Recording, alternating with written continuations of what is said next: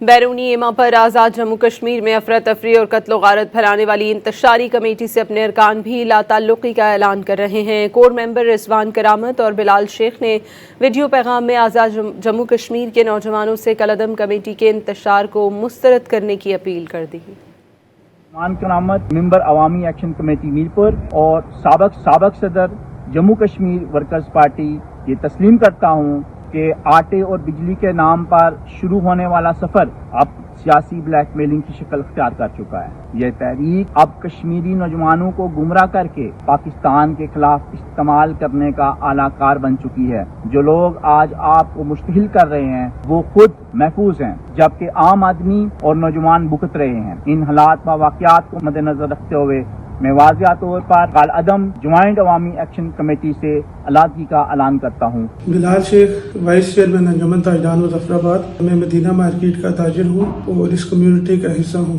یہ جو تحریک تھی سستی آٹے اور سستی بجلی کے لیے تھی، لیکن یہ اب دشمن کے ایجنڈے پر کاربند ہے۔ تو میرا کالعدم ایکشن کمیٹی سے میری فیملی یا میرے دوستوں کا آج کے بعد کسی بھی قسم کا کوئی تعلق نہیں ہے۔